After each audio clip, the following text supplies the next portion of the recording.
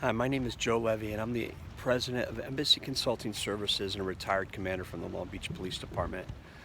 I'm here to share some thoughts in response to the tragedy that occurred a few weeks ago in Minneapolis with the tragic death of George Floyd. As you can imagine, I've been engaging in lots of different communications with a wide variety of people who have asked my thoughts about the situation. And I want to take just a couple of minutes to share them with you.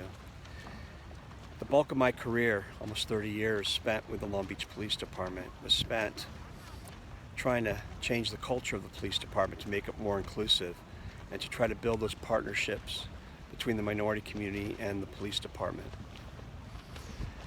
There seems to be a lot of heated emotion, and understandably on both sides, from the law enforcement profession as well as members of the community in regards to what should happen next or where do we need to go. And some of my observations are that some people are bringing a lot of visceral emotion to the conversations that are making these conversations difficult to take place.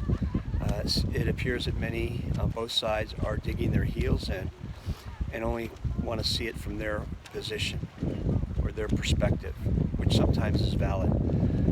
But the current climate that exists between the minority community and the police department didn't get to where it's at overnight, and sadly it's not going to change overnight.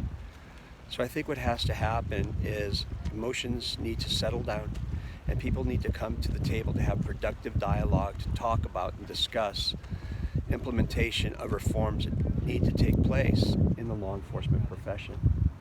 I think another helpful tip is to recognize that people bring their discussions from their personal experiences, and that's valid, but a lot of times people are not willing to see things from somebody else's perspective, recognizing that not all of us walk on the same side of the fence. As a person who walks through life as a white male, I'll tell you right now, I walk through life and benefit from white privilege. The opportunities that await me when I want to go after them, there are very, very few challenges for me based on who I look like and the fact that my social identity gets me that privilege.